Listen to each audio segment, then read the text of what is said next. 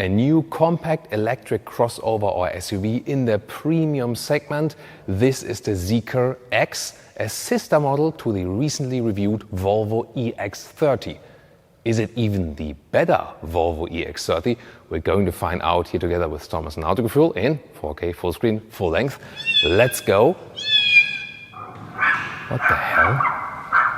Yeah, because here you can actually play cat sounds on the exterior, or a dog sound, or a pig and so on, or actually use your original voice to speak to outside people. Or you can also make your electric vehicle a sports car at the traffic light, brum, brum, brum, when you want to challenge someone. Yeah, you don't have to, but you can use some fun features. But make no mistake, they mean serious business, because at that price point, below 50,000 euros for a fully packed premium compact electric SUV or a crossover, this is pretty much unchallenged when it arrives the market now, yeah, next to the Volvo EX30. Let's take a look here at the front. Vertical daytime running light integration, a lot of different angles. They have a European design and development team. They will have a European headquarters in Amsterdam, and here in Gothenburg, Sweden actually. They also have their design studio next actually to, not so far away, the Volvo headquarters and plant. So indeed this European approach is what sets them apart to the other manufacturers that are coming to Europe now. The length is at 4.43 meters or 174 inches. It's a little bit longer, also a little bit longer in wheelbase than the Volvo EX30, but definitely totally comparable. There will either be a rear-wheel drive version with 5.6 seconds in the acceleration figure, or all-wheel drive version, that means electric motor in the rear and in the front, then at 3.8 seconds in the acceleration figure, and that is already performance car alike. And remember, still keeping that very low price. Design-wise here, you can see this is this rather spectacular black roof, so it's kind of like split in this contrasting way.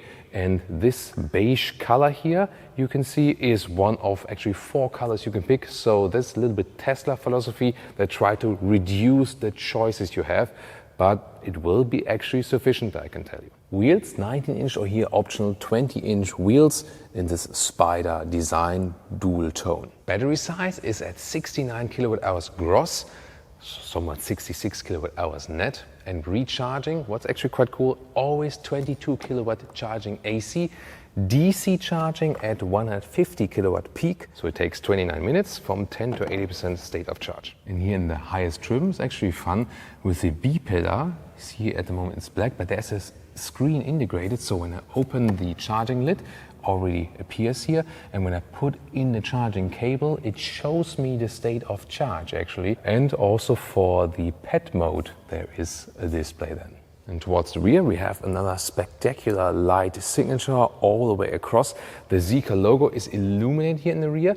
For your real eye, it looks pretty cool because it has this 3-dimensional depth. On camera, it looks a little bit weird or maybe like out of focus, but it's actually not when you take a real look at it. Top speed is 190 kilometers an hour or 120 miles an hour, and it also has towing capacity at 1.6 tons. Turning indicator show, you can see here it gets replaced right here. It looks quite cool as well. Of course, also at the side here underneath the outside mirrors. In the rear, very visible in a time where more and more turning indicators in the rear get tinier and tinier. I think this is definitely visible and also has this cascading effect. Is there a frunk? Yes, there is. Small, but definitely fits a charging cable. You would have 3 options to open and close the vehicle. There's a key card, you can use a smartphone, or then here this more classic key fob, but in a more unique design. And we can see here, when we open or close the vehicle, these flush door handles go in and out. And when they are opened like this, then you can grab in, and there we go. Door closing sound. It's frameless, but although it's frameless, it has a really good door closing sound. Look at that here, also the panel gaps. So all the European experience they have, and also from the Volvo and Polestar brand, obviously pays off. Then inside of the doors, you have high-grade leatherette everywhere. Also here with some perforation, will also be backlit. This is a bright blue color scheme mix actually. This will be the electric way to open and close, like open the door from the inside. Their philosophy is also to go completely animal-free and sustainable in the whole interior. And I think, well, I mean, this color scheme here, it really looks very premium. The quality of the materials is really soft. Perforation here, cooling and heating is available. So yeah, the first quality impression and also the visual one is really very good. Seating position, it's a small vehicle, but it offers decent seating comfort here also for tall people. 189 or 6'2", and to the panoramic glass roof, a fixed one. There's plenty of space left, even here to the side, covered in microfiber, this whole ceiling. And the seat comfort, like from the material and so on. Wow, I mean, if you compare it to the Volvo EX30, this one here actually has a better quality, better build quality impression. That's something definitely. Steering wheel with the manual control, up and down, in and out, smooth process. And you can see here these 8.8-inch digital instruments.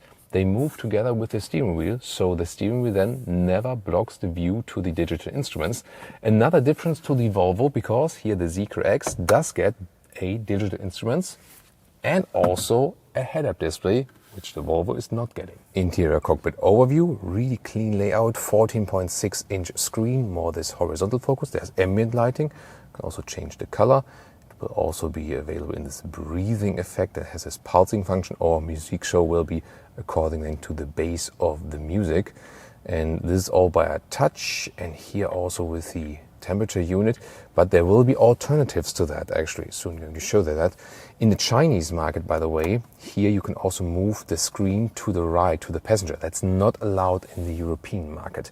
On the steering wheel, you have two real buttons. This is either for the volume control, or you can also then switch it around, and then it becomes a temperature control and vent strength and so on. So this is actually a good thing. And on the left side, this will be for the adaptive cruise control. And there we are with the digital instruments, where we can increase the vent strength once again, or the temperature at the steering wheel. I think that's a good compromise solution. I like it also here on the left stalk column for the wipers that you have this structure on the wiper for a better haptic feel. Quick look here at the infotainment system. You have a Tesla-alike control, and yeah, this is definitely inspired by Tesla here on the left side. Then you can set the individual modes for driving and so on. Then you also have like this menu with a vehicle. Then this is the inspired, like this Chinese inspired voice assistant, a little bit more playful. And then you have this app view. You will have Apple CarPlay and Android Auto. You get the Yamaha 13 speaker sound system. In the lower area there's a bag hanger, and this also has this clicking feedback, and 27 watt charger left, and there's 60 watt charger USB-C on the right. That's powerful. And there's some space right here. A central cup holder, you can also fold it up. But you can also close this whole unit here. Inductive charging pad here, and then you can also fold up the armrest. Inside of the rear doors, also high-grade leatherette, and even behind it, the background of it is super soft. You can really touch it and you feel the feedback from behind. So this is really build quality we've usually seen like vehicles that are twice, triple the price or something. Then the interior and the rear, you can see same design scheme, and look at the floor mats, how they have this nice structure there inside. This is both in the front and also in the rear. But how much space do we still have in the rear? Let's see this, the driver's seat as I would be driving, and I can still sit underneath it with the feet a little bit close. Let's see here, legroom does work, and also headroom. So this can easily house 4 tall adults, although it's not a huge vehicle. Also with a stamped in structure here, really three-dimensional structure you can feel at the back part of the seat. Lower part is also soft with leatherette cover. The top button is hard, but then you have this structure. Can I also sit in the middle part? Also possible, so it can actually house 5 tall adults. The outside seats are of course more comfortable, and this really soft surface here gives you a great comfort also for the rear. So you can see seating comfort and interior space in the front cabin is the emphasis of this vehicle. You can also see nice luxury details, like here the harder element on the seat, but this doesn't disturb the comfort. And also, for example, this little strap with the logo imprint here, where you can pull down then the cup holders, and they are also somewhat adaptive. Also when you put them down and up again, This resonates very well with the quality. So indeed, from the interior build quality, I have never seen a car this high in the quality at that price point. Once again, this illuminated logo, it's not out of focus, it just looks weird on camera. For your rear eye, it looks cool. And underneath there is this button for the electric hatch. Let's press it. There we go. And then it's 360 liters. Doesn't sound much. It isn't much, but you can see here the width is a little bit less than a meter or 40 inches, and the normal length is a little bit less than 80 centimeters or 30 inches.